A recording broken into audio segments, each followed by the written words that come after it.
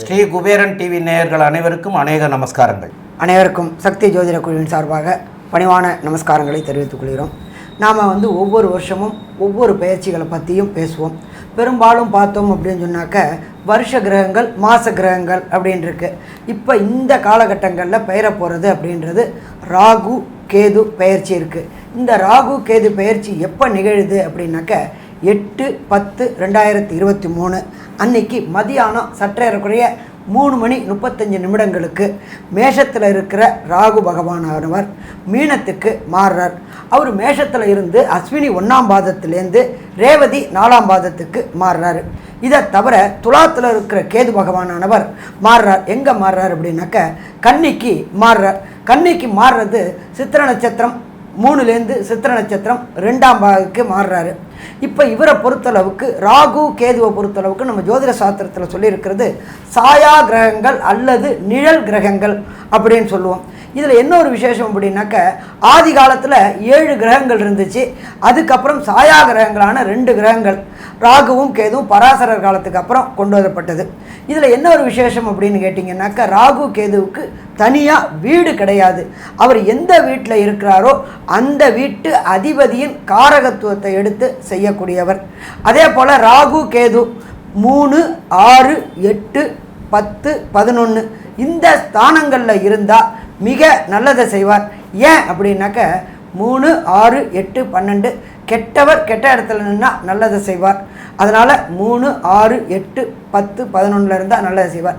இதுக்கு மேலே இந்த ராகு கேதுவோட காரகத்துவம் என்ன, அவங்க என்னென்ன வேலையை செய்வாங்க அப்படின்றத நம்மளுடைய அஸ்ட்ரோ KS ஐயங்கார் அவங்க சொல்லுவாங்க.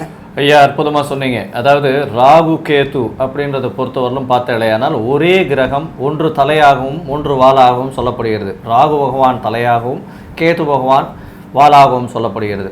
இதில் பார்த்தேன்னா எல்லா கிரகங்களும், அதாவது சூரியன் முதல் சனி பகவான் வரை இருக்கிற எல்லா 7 கிரகங்களும் பார்த்தாலேயானால் பிரதட்சணமாக, அதாவது கிளாக் வைஸில் சுற்றக்கூடியது. ராகுவும் கேத்துவும் மட்டும் அப்பிரதட்சமாக, அதாவது ஆன்டி கிளாக் வைஸில் சுற்றக்கூடியது. இதில் என்ன இன்னும் விசேஷம் அப்படின்னா ராகுவை பார்த்தவர்களும் சரி, அதாவது ராகுவும் சனியும் இருக்கிறதுலையே மிகப்பெரிய கொடிய அசுபர்கள் அப்படின்னு ஜோதிட சாஸ்திரங்கள் சொல்கிறது. ராகு கேது மற்றும் சனி இவர்கள் 3 பேர். அதில் ராகு கேத்துன்றவர் ஒருவராகவே நம்ம எடுத்துக்கணும். அதனால் பார்த்தேனால் எதனால் அப்படி சொல்கிறது அப்படின்னா சூரியனுடைய ஒளி இந்த ராகு கேத்துவுக்கு ரீச் ஆகாது. அதே மாதிரி அவர்கள் நிழல் கிரகம்ன்றது சொல்லப்பட்ட ஒன்று. அது தவிர சனி பகவானுக்கும் இந்த இதுவும் ரீச் ஆகாது, அதாவது அவருடைய ஒளி ரீச் ஆகாது.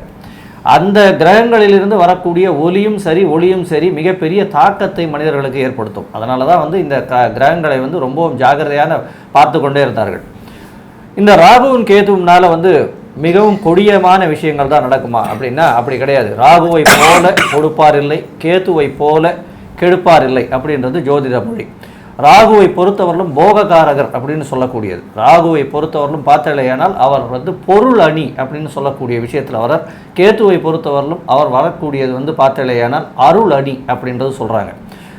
பொருள் இல்லாருக்கு இவ்வுலகம் இல்லை, அருள் இல்லாருக்கு அவ்வுலகம் இல்லை அப்படின்னு சொல்லக்கூடியது. ராகு பகவானை பார்த்தலையானால் உங்களுக்கு ராகு பகவான் நல்ல நிலைமையில் இருக்கக்கூடிய காலகட்டத்தில் அதாவது ஒரு ஏழையாக இருக்கக்கூடிய ஒரு வயது சாப்பாட்டுக்கே, ஒரு வேளை சாப்பாட்டுக்கே கஷ்டப்படக்கூடியவனை கோடீஸ்வரனாக கொண்டு போய் அடுத்த ஒரு 5 வருஷத்தில் கொண்டு போய் வைக்கக்கூடிய, அதாவது ஒரு பலம் பொருந்திய கிரகமாக ராகு இருக்கிறார். ஆனால் ராகுவுக்கும் கேத்துவுக்கும் ஒன்றே ஒன்று என்ன அப்படின்னா ராகுவுக்கு வீடு கொடுத்தவர் அவர் உச்சமாகவோ ஆட்சியாகவோ நல்ல நிலைமையில் இருந்து, அது தவிர அவர்களை இயற்கை சுபர்னு சொல்லக்கூடிய குருவோ சுக்கிரனோ பார்க்க பெற்றாலும் மிகப்பெரிய யோகத்தை அவர்கள் கொடுப்பாங்க. அதாவது ராகு பகவானை போல கோடீஸ்வர யோகத்தை கொடுக்கக்கூடியவர் யாருமே கிடையாது. பொதுவாக பார்த்தீங்கன்னா இந்த தமிழ்நாட்டில் அரசியலில் வரக்கூடியவர்கள் அரசியலில் அந்த அரசியல் ஆசனத்தை பிடிக்கக்கூடிய அளவிற்கு உயரத்தில் சென்றவர்கள் அத்தனை பேருக்குமே இந்த ராகு பகவானோ சனி பகவானோ தசையோ புக்தியோ நடந்தால் மட்டுமே இது சாத்தியமாகும். ராகு பகவானை பொறுத்தவரையிலும் அவர் தசை நடந்ததே ஆனால் கண்டிப்பாக உங்களை மிக உச்சீனமான இடத்துக்கு கொண்டு போய் உட்கார வச்சுருவார். அது வந்து நம்ம நல்லாவே பார்த்துருக்கோம், நிறைய பொலிட்டீஷியன்ஸ் கிட்ட நல்லாவே பார்த்துருக்கோம். நம்மளுடைய பழைய என்ன சொல்கிறது, அரசியல்வாதிகளில் வந்து தலைமை தாங்கினவர்கள்லாம் பெரிய ஆட்கள்லாம் வந்து அவர்கள் வந்து இந்த ராகு திசையில் பெரிய ஆளாக இருந்திருக்காங்க. ராகுவை பொறுத்தவரையிலும் குரு பகவான் ராகுவை பார்த்தால் எந்த ஒரு இடத்தில் இருந்தாலும் அவர் நன்மையை மட்டுமே செய்வார். அதாவது சுபத்துவம் பெற்றுவிட்டால் அவர் வந்து கோதண்ட ராகுவாக மாறி அந்த இடத்தினுடைய காரகத்தை அள்ளி கொடுப்பார். அது எப்படி கொடுக்குறாருன்னா, அதை வாங்கிறதுக்கு உங்களுக்கு 10 கை இருந்தாலும் போகாது, அந்த அளவுக்கு உங்களை வந்து கோடீஸ்வர யோகத்தில் கொண்டு போய் விட்டுருவார். சரி, இப்போ ராகு பகவானை பொறுத்தவரையிலும் பார்க்கும்பொழுது ராகு பகவான் மற்றும் கேது பகவான் இவர்களுக்கு பார்வை பலம்ன்றதும் உண்டு. எல்லா கிரகங்களும் 180 டிகிரியில் தன்னுடைய வீட்டிலிருந்து 180வது டிகிரின்னு சொல்லக்கூடிய 7ஆம் இடத்தை பார்க்கும். இதில் பார்த்தீங்கன்னா ராகுவுக்கு 7ஆம் இடமாக கேதுவும், கேதுவுக்கு 7ஆம் இடமாக ராகுவும் இருக்கிறதும் ஒரே கிரகம்னு நம்ம ஏற்கனவே சொன்னதுனால 1-7 பார்வைன்றது நிச்சயமாக இருக்கும். இதை தவிர பார்த்தீங்கன்னா 3ஆம் இடம் அப்படின்னு சொல்லக்கூடியதும் 11ஆம் இடம் அப்படின்னு சொல்லக்கூடியதும் பார்வை பலம் இருக்குது அப்படின்றத வந்து இந்த ஜோதிட சாஸ்திரங்கள் சில கிரந்தங்கள் அதை வந்து கன்ஃபார்ம் பண்ணுறாங்க. ராகு பகவானுக்கு ரிஷபம் உச்சமாகவும் கேது பகவானுக்கு விருச்சிகம் உச்சமாகவும் சொல்லப்படுகிறது. அதாவது ஒரு ஒரு நூல்லேருந்து ஒரு ஏற்றங்கள் கொடுத்துருக்காங்க.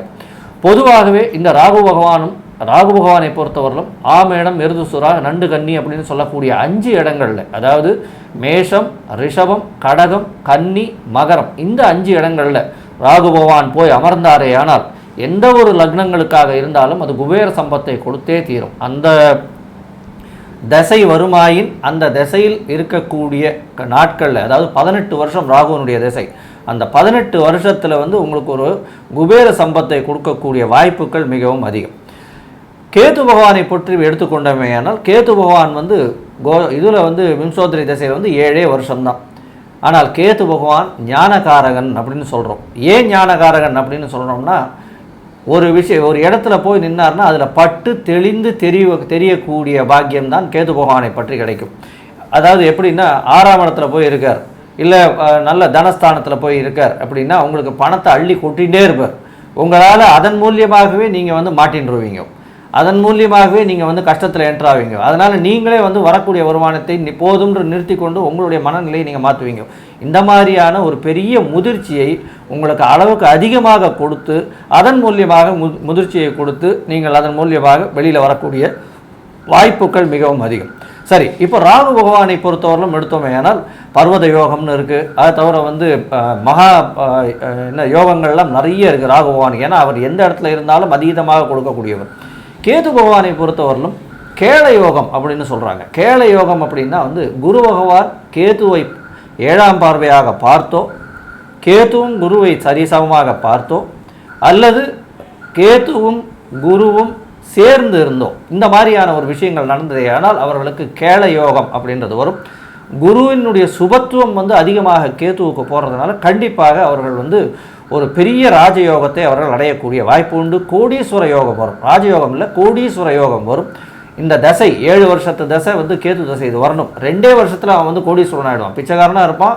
திடீர்னு பார்த்தீங்கன்னா அவன் எங்கேயோ போயிடுவான். பணக்காரன்னா ஒரு டாப் ஒரு 20 பில்லியனர்ஸில் வந்து அவர் வந்து ஒரு பெரிய பர்சனாக இருக்கக்கூடிய வாய்ப்புகள். இந்த கேது பகவான் அதீத சுபத்துவம் பெற்று நல்ல ஒரு நிலையில் இருப்பாரே ஆனால் அந்த கேள யோகம் வரக்கூடிய வாய்ப்புகள் உண்டு. சரி, இந்த ராகு பகவானுக்கு பார்த்தலையான ராஜயோகங்கள், மிகுந்த ராஜயோகங்கள் கொடுக்கக்கூடியவர் ராகு பகவான். அதாவது ராகு பகவான் ஒருவருக்கு நல்லா இருந்து அவர் பலன் செய்யணும் அப்படின்னா அந்த ராகு பகவான் இந்த ராசி கட்டத்தில் இருக்கக்கூடிய வீட்டில் வந்து அந்த வீட்டின் அதிபதி வந்து உச்சம் பெற்று ஆட்சி பெற்று இருந்து சுபர்களால் பார்த்தோ லக்ன சுபர்களால் பார்த்தோ இருந்தாரையானால் மிகப்பெரிய ஏற்றம் ஒன்று. அடுத்தது பார்த்தலையானால் ராகு பகவானுக்கு இருக்கக்கூடிய நட்சத்திரம், அதாவது சாரம்னு சொல்லுவோம். ராகு பகவான் எந்த நட்சத்திரத்தில் இருக்காரோ அந்த நட்சத்திரநாதன் உச்சமோ ஆட்சியோ பெற்றிருந்து அவரும் சுபத்துவம் பெற்றிருந்தால் அது ஒரு மிகப்பெரிய யோகம். ராகு பகவானுக்கு இந்த 5 வீடுகள் சொன்னோம், அந்த 5 வீடுகளில் இருந்தால் மிகப்பெரிய யோகம். பொதுவாகவே பார்த்தலையானால் இந்த ராகு பகவான் 3 ஐயா சொன்ன மாதிரி 3, 6, 8, 10, 11, 12 இந்த மாதிரியான இந்த 6 இடங்களில் இருக்கும்பொழுது மிகப்பெரிய ராஜயோகத்தை கொடுப்பார். அதனால் ராகு கேத்துவின் பெயர்ச்சி அப்படின்னு பார்த்தீர்களேனால் முடிந்தவரை எல்லாருக்குமே ஒரு வந்து ராகு பகவான் அதாவது பொருளை அள்ளி கொடுப்பார். பொருளை அள்ளி கொடுக்கக்கூடி அதன் மூலியமாக உங்களுக்கு ஒரு குபேர சம்பத்தை ஏற்படுத்துவார். உங்களுடைய வாழ்க்கை இதுவை வந்து பிளாட்ஃபார்மை வந்து நீங்கள் இருக்கிற இடத்துலேருந்து 10 மடங்கோ 100 மடங்கோ ஏற்றக்கூடிய அளவுக்கு அவர் பண்ணுவார். சரி, ஒருவேளை இந்த ராகு பகவான் கேத்து பகவானுக்காக பிரச்சனைகள் இருக்குது, அதனால் வந்து நம்ம சிறிய எளிய பரிகாரங்கள் பண்ணோம்னா, பொதுவான பரிகாரங்கள் அப்படின்னு சொல்லக்கூடியது வந்து ராகு பகவானுக்கு உண்டான தெய்வம் அப்படின்னு சொல்லக்கூடியது பத்ரகாளி. இந்த பத்ரகாளியை போய் சேவிச்சுட்டு வர்றது, அது வந்து நிச்சயமாக, அதுவும் சனிக்கிழமையில் போய் சேவிச்சுட்டு வர்றது, ராகு காலத்தில் போய் சேவிச்சுட்டு வர்றது நிச்சயமாக அவருக்கு செய்யக்கூடிய பிரீத்தியாக எப்பொழுதுமே எடுத்துக்கலாம். இதை தவிர பார்த்தீங்களேனால் ராகு பகவானுக்கும் சரி, கேத்து பகவானுக்கு எடுத்துட்டேனால் அவருக்கு உண்டான தெய்வம்னு சொல்லக்கூடியவர் வந்து விநாயகர். விநாயகரை போய் சனிக்கிழமை போய் வணங்கிட்டு உங்களால் முடிஞ்சதுன்னா ஒரு அருகம்புல் மாலை போட்டுட்டு வர்றதன் மூலியமாக கேத்து பகவானினுடைய பிரச்சனைகள் முடிந்த அளவு நிச்சயமாக கம்மியாகும். இதை தவிர கேத்து பகவானுக்கு பார்த்தீங்களேனால் உங்களால் முடிஞ்சதுன்னா சன்னியாசிகள் இருக்கக்கூடிய இடத்திற்கோ, உங்களுடைய மடாதிபதிகள் இருக்கக்கூடிய இடத்திற்கோ போய் சேவிச்சுட்டு வர்றதன் மூலியமாக கேத்து பகவானுடைய பிரச்சனைகள் நிச்சயமாக கம்மியாகும். அதை தவிர வந்து இந்த மென்டலி காம்ப்ரமைஸ்ட் இல்லைன்னா ஆட்டிசம் இருக்கக்கூடிய குழந்தைகளுக்கு உங்களால் முடிந்த ஹெல்ப்பை பண்ணும் பொழுது, மனநலம் குன்றியவர்கள் நாங்கள் சொல்கிறோம், அதில் அவர்களுக்கு வந்து பார்த்தலையானால் உங்களால் முடிந்த உடல் உதவி, உழைப்பு, எந்த ஒரு உதவி உங்களால் செய்ய முடியுமோ அதை செய்யும் பொழுது கேது பகவானுக்கு செய்யக்கூடிய பிரீத்தியாக நான் பொதுவாக எடுத்துக்கொள்ளப்படுகிறது. ராகு பகவானுக்கு உளுந்து தானமாக கொடுக்கணும். கருப்பு உளுந்து வந்து சனிக்கிழமை அன்னைக்கு பத்ரகாளி கோவிலில் போயிட்டு இது பண்ணிவிட்டு எலுமிச்சம்பழம் வழக்கெல்லாம் போட்டுட்டு ஒரு கைப்பிடியாவது வந்து உங்கள் கையில் வச்சு நீங்கள் வந்து உள்ளங்கை படுற மாதிரி நீங்கள் வந்து அடுத்தவர்களுக்கு தானம் உளுந்து கொடுக்கணும். அதே மாதிரி கேது பகவானுக்கு வந்து கொள்ளு தானம் கொடுக்கறதன் மூலியமாக உங்களுடைய பிரச்சனைகள் எதுவாக இருந்தாலும் கண்டிப்பாக இந்த ராகு கேத்துவின் மூலியமாக வரக்கூடிய பிரச்சனைகள் எதுவாக இருந்தாலும் கண்டிப்பாக அகலும். இதை தவிர பார்த்தலையானால் நாங்கள் வந்து எங்களுடைய இதில் இந்த வீடியோவில் பார்த்தோம்னா நடுவில் உங்களுக்கு வந்து இந்த ராகு பகவானுக்கு உண்டான காயத்ரி அப்படின்றதையும் போடுறோம். அதை தவிர கேத்து பகவானுக்கு உண்டான காயத்ரியையும் போடுறோம். இப்போ ஐயா அந்த ராகு பகவான் கேத்து பகவானுடைய காயத்ரின்னு சொல்லுங்கள். இப்போ இதை பொறுத்தளவுக்கு இதில் இன்னொன்று சொல்லிடுறேன், அதுக்கப்புறம் இந்த காயத்ரி சொல்கிறேன். எப்பொழுதுமே ராகு பெயர்ச்சி அப்படின்றது சற்றேறக்குறைய 1.5 வருஷம் அப்படின்னாக்க 18 மாதம். நம்மளுடைய ஒவ்வொரு ராசி கட்டத்துலேயும் 9 நட்சத்திர பாதம் இருக்குது. அப்போ அந்த 9 நட்சத்திர பாதம் 18ஆல் வகுத்தோம்னாக்க ஒவ்வொரு நட்சத்திர பாதத்திற்கு சற்றேறக்குறைய 2 மாதம் 60 நாள். இந்த 60 நாள் தான் மிக கடுமையான தொந்தரவு கொடுப்பாரு. பாக்கி உள்ள 16 மாதம் குறைவாக கொடுப்பாரு. இதில் இன்னொரு விசேஷம் என்ன அப்படின்னாக்க, ராகு அவங்களுக்கு பெயர்ந்தது நல்லா இருந்து அவர் நல்ல நிலையில் இருந்து அள்ளி கொடுப்பாரு. இந்த ராகுகிட்ட இன்னொரு பெரிய விஷயம் அப்படின்னாக்க, செகண்ட் பிஸ்னஸ் அப்படின்னு சொல்லக்கூடியது மறைமுக தொழில்கள், இதில் அள்ளி கொடுப்பாரு. நம்ம அள்ளி கொடுக்குறாருன்னு நினச்சிக்கிட்டு மேலும் மேலும் தவறுதலாக போயிட்டே இருந்தோம் அப்படின்னு சொன்னாக்க அடுத்து வர குரு தேசையில் அதை போட்டு பார்த்துருவார். அப்போ இந்த ராகு பயிற்சியும் சரி, ராகு திசை நடக்கிறவங்களும் சரி, நேர்மையான வழியில் நாம் ஜெயிச்சுக்கிட்டு வந்தோம் அப்படின்னா அந்த ஜெயிப்பானது அடுத்து வர குரு தேசையிலையும் நிற்கும். அடுத்தது ஒரு சில பேருக்கு ராகுவோடைய நட்சத்திரத்தையே சாரத்தை வாங்கியிருந்தால் அந்த திசை பெரிய அளவுக்கு செயல்படுமா அப்படின்னாக்க பெரிய அளவுக்கு செயல்படாதுன்னே சொல்லலாம். அதே போல் கேது பகவான் கேதுவோடைய நட்சத்திரத்தையே வாங்கியிருந்தாக்க அஸ்வினி, மகம், மூலம் இந்த நட்சத்திர சாரத்தையே வாங்கியிருந்தால் அந்த கேது திசையும் பெரிய அளவுக்கு செயல்படாது. அப்படி இருக்கும்பொழுது இவங்க நம்ம அஸ்ட்ரோ கேஎஸ் ஐயங்கார் அவங்க சொன்ன பரிகாரத்தை செஞ்சோம்னாக்க வருகின்ற பிரச்சனையும் வந்த பிரச்சனையும் விலகும். இதில் நம்ம பார்த்தோம் அப்படின்னாக்க ராகுவோடைய காயத்ரி அப்படின்ற பொறுத்தளவுக்கு ஓம் நாகத்வஜாய வித்மஹே பத்மஹஸ்தாய தீமஹி தன்னோ ராகு பிரச்சோதயாத்து, இது வந்து ராகு பகவானுக்கு உண்டான காயத்ரி. இந்த ராகு பகவானுக்கு உண்டான காயத்ரியை பார்த்தேன்னா ஒரு நாளைக்கு 4 முறையாவது ஆவர்த்தி சொல்கிறதன் மூலியமாக ராகு பகவானுடைய பிரச்சனைகளிலிருந்து நிச்சயமாக விலக்குகள் வரும். கேது பகவானுக்கு உண்டான காயத்ரி அப்படின்றது வந்து ஐயா சொல்லுவாங்க. இது கேது பகவானுக்கு பொறுத்தளவுக்கு ஓம் அஸ்வத்வஜாய வித்மகி சூலஹஸ்தாய தீமகி தன்னோ கேது பிரச்சோதயாத். இதை பெரும்பாலும் ஒரு நாளைக்கு 7 முறை சொல்லிட்டு வந்தாக்க வருகின்ற பிரச்சனைகளும் வந்த பிரச்சனைகளும் விநாயகர் பேரை சொல்லி படும் பொழுது விலகும்.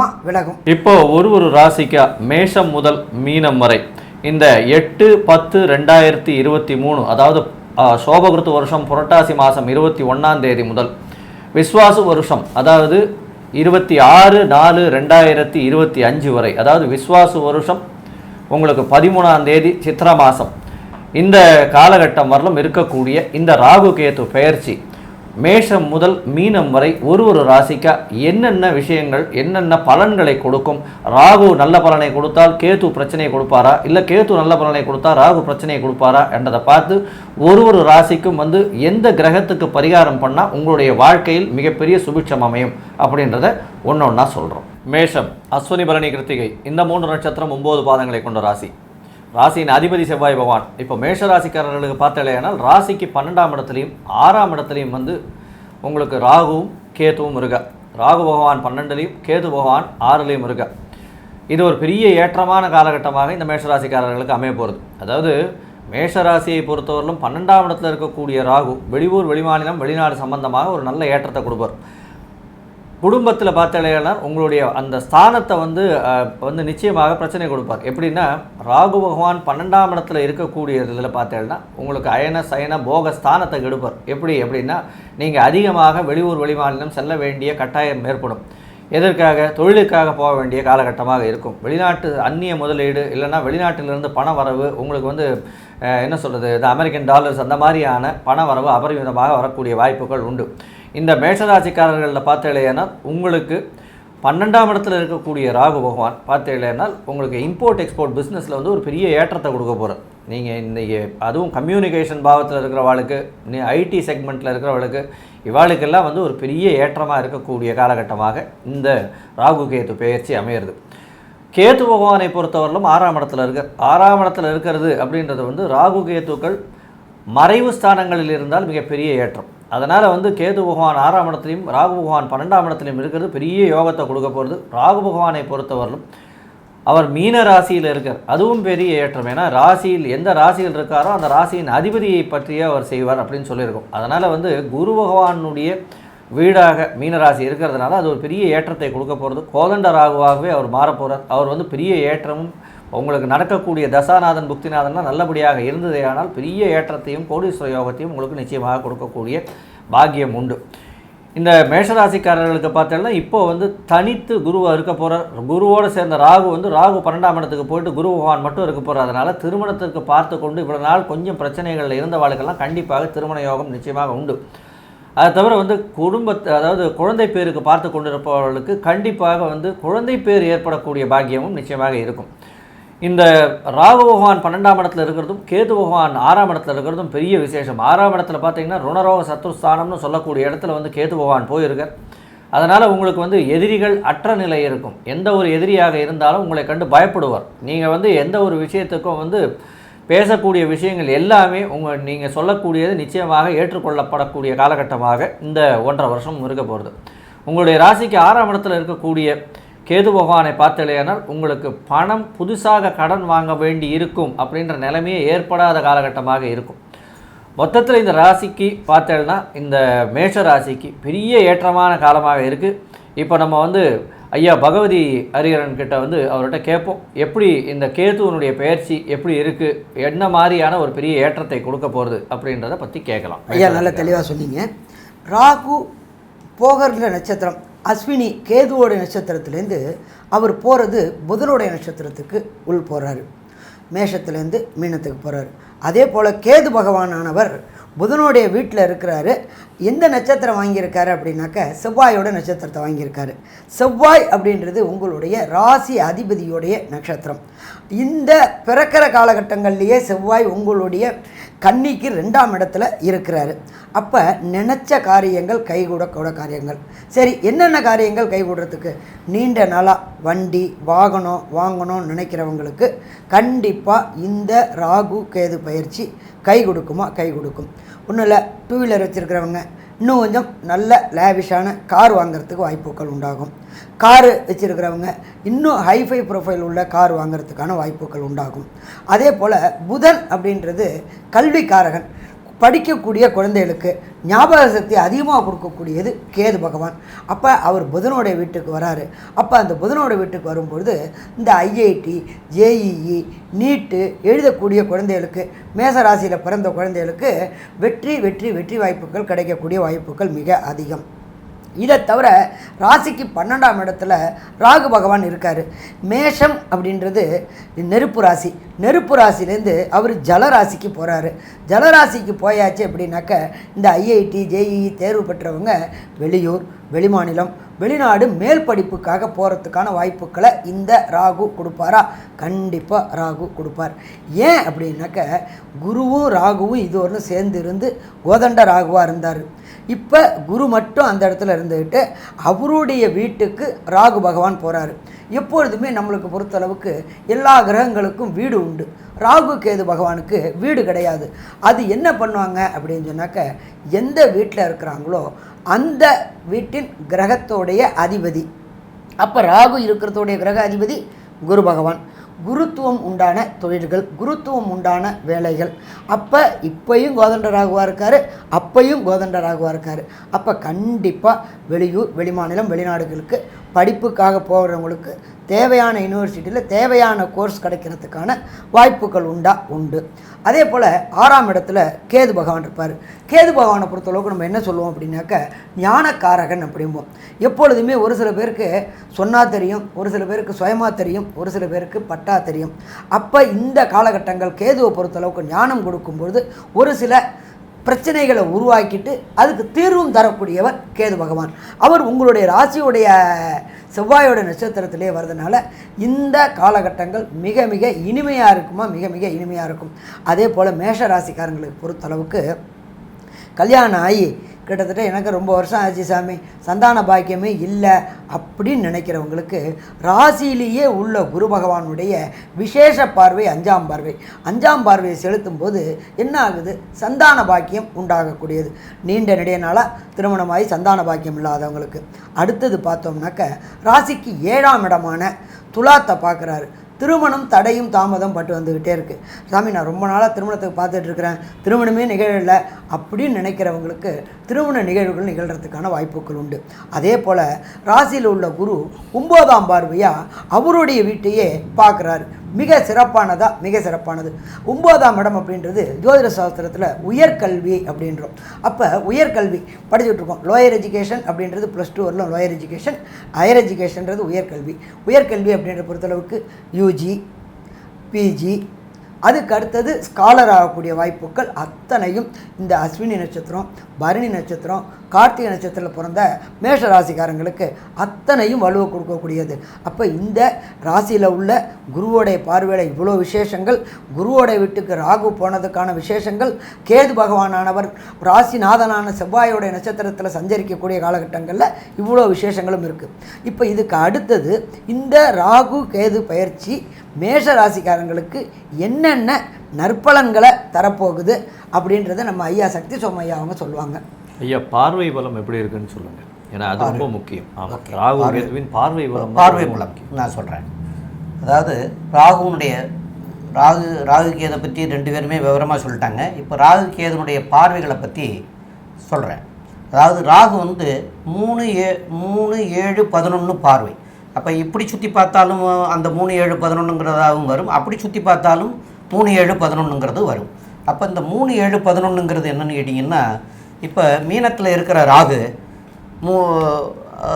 அதாவது அவங்க வந்து கிளாக் வைஸாக பார்த்தாங்கன்னா 11ஆம் இடம்ங்கிறது வந்து ரிஷபம் வரும். அப்போது உங்களுடைய 3ஆம் இடம்ங்கிறது வந்து நல்ல, அதாவது இந்த ஐஐடி இந்த ஐடியில் இருக்கிறவங்களுக்கெல்லாம் வந்து நல்ல நிலைமையை தரக்கூடிய வாய்ப்புகள் உண்டு. அதே மாதிரி 11ஆம் பார்வையாக வந்து பார்க்குற போது அங்கேயே சனி ஆட்சி பெற்று போய் இருக்கிற வரையும் அவர் வந்து இந்த பக்கம் 3ஆம் பார்வையாக பார்த்தா 11 பார்க்குறாருன்னு சொல்லலாம். அப்படி 11 பார்க்குற போது லாபஸ்தானத்தை பார்க்குறார். அப்போ அதனாலேயும் வந்து அவங்களுக்கு வந்து பெருத்த லாபம் அடையக்கூடிய வாய்ப்புகள் உண்டு. அதேமாரி 7ஆம் பார்வையாக பார்க்குற போது 6 பார்க்குறார். அப்போ இந்த 6 பார்க்குற போது என்னென்னு கேட்டிங்கன்னா ரோகம், ருணம், சத்துருஸ்தானம்னு சொல்லக்கூடிய இடத்த பார்க்குறார். அங்கே கேதுவும் இருக்கார். அப்போ கேது இருக்கிற காரணத்தினால அவரும் வந்து சித்திர நட்சத்திரம் வாங்கி செவ்வாயோட சாரத்தில் ஆரம்பம் வந்து ஒரு 4 மாத காலத்துக்கு செவ்வாயோட சாரத்திலே இருப்பார். அப்போ செவ்வாயுடைய சாரங்கிறது வந்து செவ்வாய் வந்து உங்களுக்கு வந்து ராசியாதிபதி. அப்போ செவ்வாயுடைய சாரத்தில் இருக்கிறதுனாலையும் இந்த 4 மாதங்களில் ஐயா சொன்னது மாதிரியா குழந்தை பேர் அடைகிறவங்களுக்கும் திருமணம் ஆகாதவங்களுக்கு திருமணம் ஆகிறதும், இதெல்லாம் இந்த காலகட்டத்தில் குருவோட பலமும் 7ஆம் பார்வையிலற துலாத்தை பார்த்துருக்கிறதுனாலையும் இதெல்லாம் நிகழக்கூடிய வாய்ப்புகளை ஏற்படுத்தி கொடுப்பார். ஆக மொத்தத்தில் இந்த இந்த இப்போ இதுவரை கஷ்டப்பட்டுட்டு இருந்த மேசராசிக்காரங்க, அதாவது ஜென்மத்திலே ராகு இருந்து கோதண்ட ராகுவாக இருந்தாலும் 7ஆம் இடத்துல இருக்க கேதுவினால் நிறைய தொல்லைகளை ஏற்படுத்திட்டு இருந்தார். திருமண தடங்கள் இதெல்லாம் இருந்தது. அதெல்லாம் விலகி நல்லதாக அமைகிறதுக்கு உண்டான வாய்ப்புகள் இந்த காலகட்டத்தில் அமையும். மேலும் இதற்குண்டான பரிகாரங்களை பற்றி நம்முடைய ஐயா சொல்லுவாங்க. ஐயா நல்லா சொன்னீங்க ஐயா, நல்லா சொன்னீங்கய்யா. இப்போ இந்த ராகு கேது பயிற்சி மேஷ ராசிக்கு பல நன்மைகளை செய்ய போகுது. சங்கடங்களை விட்டு வெளியில் வந்தவங்களுக்கு நல்லது செய்ய போகுது. சரி, நம்ம நல்லது தான் செய்கிறோமே, இருந்தாலும் 6ல் இருக்கிற கேதுவுக்கும் ராகுவுக்கும் பரிகாரம் பண்ணினா மேலும் சிறப்பானதாக இருக்குமா? மேலும் சிறப்பானதாக இருக்கும். சரி, நம்ம எந்த கோயிலுக்கு போகலாம் மேஷராசிக்காரங்க அப்படின்னாக்க, நாகப்பட்டினம் மாவட்டம் தரங்கம்பாடி வட்டத்தில் உள்ள திருக்காலச்சேரி அப்படின்ற ஒரு ஸ்தலம் இருக்குது. இதில் என்ன ஒரு விசேஷம் அப்படின்னாக்க, மகாவிஷ்ணுவே வணங்கின ஸ்தலம். ஒரு ட்ரிப்பு ராகு கேது பெயர்ச்சி முடிஞ்ச பின்ன 8/10/2023 பின்ன ஒரு ட்ரிப்பு திருக்காலச்சேரி போயிட்டு ஒரு அர்ச்சனை பண்ணிட்டு வாங்க, வில்வம் வாங்கி போட்டு வாங்க. கண்டிப்பாக பிரச்சனைகள் சால்வ் ஆகும். சாமி, எனக்கு அங்கெல்லாம் போகிறதுக்கு கஷ்டம் அப்படின்னாக்க, நீங்கள் இருக்கிற இடத்துக்கு பக்கத்தில் உள்ள ஈஸ்வரன் கோயிலில் செவ்வாய்க்கிழமை ராகு கால நேரத்தில் எலுமிச்சை தீபம் போட்டுட்டு, எந்த தேவதைக்கு போடணும் அப்படின்னாக்க விஷ்ணு துர்க்கைக்கு போட்டுட்டு வந்தீங்க அப்படின்னு சொன்னாலும் வரக்கூடிய பிரச்சனைகளும் வந்த பிரச்சனைகளும் கண்டபடி போட்டப்படம் எப்படின்னாக்க சூரியனை கண்ட பனி போல் விலகிடும். சாமி, எனக்கு அதுவும் போகிறது கஷ்டம் அப்படின்னாக்க, வீட்டில் இருந்துக்கிட்டே ராகுவுக்குண்டான மூல மந்திரம், அதாவது காயத்ரி மந்திரம், ஓம் நகத்வஜாய வித்மகி பத்மஹஸ்தாய தீமகி தன்னோ ராகு பிரஜோதயாத், இதை குறைஞ்சபட்சம் 4 ட்ரிப்பு சொல்லிட்டு வாங்க. அடுத்தது கேதுவுக்குண்டான காயத்ரி, ஓம் அஸ்வத்வஜாய வித்மகி சூலஹஸ்தாய தீமகி தன்னோ கேது பிரஜோதயாத், இதை சொல்லிட்டு வந்தீங்கன்னாக்க உங்களுக்கு 3 விதமான பரிகாரம் கொடுத்துருக்கு. ராகு கேது சற்றேறக்குறைய 18 மாதம் இருக்கிறாரு. அதனால் இந்த 18 மாதமும் பிரச்சனை இல்லாமல் இருக்கணும்னாக்க இந்த 3 பரிகாரத்தையும் செஞ்சுட்டு வந்தீங்க அப்படின்னு சொன்னாக்க வருகின்ற பிரச்சனைகளும் வந்த பிரச்சனைகளும் சூரியனை கண்ட பனி போல விலகும். அடுத்தது, இந்த மேசராசிக்கு இந்த ராகு கேது பயிற்சினால் ஏற்படுகின்ற மொத்த நற்பலன்கள், மொத்த கெடுபலன்களை கன்க்ளூஷனாக நம்மளுடைய அஸ்ட்ரோ KS ஐயங்கார் அவங்க சொல்லுவாங்க. ஐயா, அற்புதமாக சொன்னீங்க. மேஷராசியை பொறுத்தவரையிலும் இது ஒரு யோகமான காலமாகவே இருக்கும். ஏன்னா ராகு பகவான் 12லையும் கேது பகவான் 6லையும் இருக்கிறது மிகப்பெரிய சிறப்பு. ஏன்னா மறைவிடத்திலே 2 பேரும் இருக்கிறது பெரிய ஏற்றத்தை கொடுக்க போகிறது. 12ஆம் இடத்துல இருக்கக்கூடிய ராகு பகவானை பற்றி முதல்ல பார்க்கலாம். ராகு பகவான் அவருடைய அதாவது 12ஆம் இடத்துல இருக்கிறதுனால வெளிநாடு வெளியூர் போகக்கூடிய வாய்ப்பு உண்டு. வெளி மதத்தினர் மூலியமாக ஒரு நல்ல ஏற்றம் கிடைக்கக்கூடிய காலகட்டமாக இருக்கும். அதை தவிர ராகுவினால் பார்த்தீங்கன்னா அவருடைய பார்வை மூலியமாக அவர் 3-11 பார்க்குறார். அப்படின்னும் பொழுது உங்களுடைய ராசிக்கு 2ஆம் இடத்தையும் பார்க்குறார், உங்களுடைய ராசிக்கு 10ஆம் இடத்தையும் பார்க்குறார். இதன் மூலியமாக பார்த்தீங்கன்னா தொழிலில் கொஞ்சம் பிரச்சனைகள் இருக்கும், இருந்தாலும் பண வரவு அபரிமிதமாக இருக்கும், கவலைப்பட தேவையில்லை. ஏன்னா உங்களுடைய ராசிக்கு 2ஆம் இடத்தை பார்க்குறது பெரிய விசேஷம். குடும்பத்தில் நல்ல ஒரு அமைதி இருக்கும், நல்ல ஒரு ஏற்றம் இருக்கக்கூடிய இது இருக்கக்கூடிய வாய்ப்புகள் நிச்சயமாக இருக்குது. உங்களுடைய ராசிக்கு பார்த்தீங்கன்னா ராகு பகவான் மிகப்பெரிய ஏற்றத்தை கொடுக்குறார். இருந்தாலும் ராகு பகவான் மூலியமாக உங்களுக்கு தூக்கம் கெடும் கண்டிப்பாக. ஏன்னா 12ஆம் இடத்தை அவர் இருக்கிறதுனால தூக்கம் கெடும். முடிஞ்ச வரவு ட்ராவல்லையே இருப்பீங்க, வெளியூர் வெளிமாநிலம் போகக்கூடிய கட்டாயம் வரும். அதனால் ஒரு புதிய இடத்துக்கு போய் அங்கே வெஞ்சர் அவுட் பண்ணி நீங்கள் பண்ண வேண்டிய காலகட்டமாக இந்த ராகு கேது பயிற்சி அமையிறது. இப்போ கேது பகவானை எடுத்துப்போம். கேது பகவானை பொறுத்தவரையிலும் 6ஆம் இடத்துல இருக்கிறது ரொம்ப விசேஷம். ருணரோக சத்ருஸ்தானத்தில் ஒரு கொடியவர் போய் அமர்ந்தால் கண்டிப்பாக நீங்கள் வெற்றி கொள்ள முடியும் அப்படின்றது ஜோதிட விதி. அதனால் எந்த ஒரு எதிரிகளும் அற்ற நிலையில் இருப்பீங்க, பெரிய ஏற்றம் கிடைக்கக்கூடியதாக இருக்க போகிறது. உங்களுக்கு பார்த்தலையானால் 6ஆம் இடம் கேது பகவானால் நல்ல வலுப்பெற்று போகிறது. அதை தவிர 6ஆம் இடத்துல குரு பகவானும் அடுத்த வருஷத்துலேருந்து பார்க்க போகிறார். அதனால் அந்த இடம் சுபத்துவம் அடைய போகிறது. பெரிய ஏற்றம் கிடைக்கக்கூடிய காலகட்டமாக அடுத்த வருஷம் ஏப்ரல் 20 அதாவது மே 2024 ஒரு பெரிய ஏற்றம் கிடைக்கும். திடீர் பணயோகம் கிடைக்கும், வேலையில் பெரிய ஏற்றம் கிடைக்கும். உங்களுக்கு புதுசாக ப்ரமோஷன் வரக்கூடிய வாய்ப்புகள் உண்டு, வெளியூர் வெளிமாநிலம் போகக்கூடிய வாய்ப்புகள் உண்டு. இப்போ கேது பகவானை பொறுத்தவரையிலும் பார்த்தோம்னா உங்களுடைய ராசிக்கு 3-11 பார்வைகளை பார்க்குறார். அவர் உங்களுடைய ராசிக்கு 4ஆம் இடத்தையும் பார்க்குறார், அதாவது தாய் ஸ்தானம்னு சொல்லக்கூடியது. அதனால் தாயின் உடல்நிலையில் கொஞ்சம் பிரச்சனைகள் நிச்சயமாக இருக்கும். உங்களுடைய ராசிக்கு வந்து 8ஆம் இடத்தையும் பார்க்குறாரு. 8ஆம் இடத்தை பார்க்கும்போது திடீர் பண வரவு வரும். ரேஸு, லாட்ரி, அது ஷேர், இந்த மாதிரியான விஷயங்களில் வந்து இந்த மேஷராசிக்காரர்களுக்கு திடீர் பண வரவு வரக்கூடிய வாய்ப்புகள் உண்டு. இந்த 8-10லேருந்து பார்த்தீங்கன்னா ஒரு 4 மாதத்தில் வந்து ரியல் எஸ்டேட்டில் வந்து ஒரு பெரிய பூம் வரும் உங்களுக்கு. அதில் வந்து ரியல் எஸ்டேட் பணிபுரியவர்களுக்கு பெரிய ஏற்றம் கிடைக்கும். மருத்துவம், கெமிக்கல், இந்த மாதிரியான வியாபாரம் பண்ணிட்டு இருக்கவங்க, இந்த மாதிரியான தொழிலில் இருக்கிறவங்களுக்கு பெரிய ஏற்றமும் மாற்றமும் இந்த இதில் வரப்போகுது. பொதுவாக பார்த்தீங்கன்னா இந்த மேஷராசிக்காரர்களுக்கு இது பொன்னான ராகு கேது பயிற்சியாக இந்த சக்தி ஜோதிட குழு சொல்லுது. நன்றி, வணக்கம்.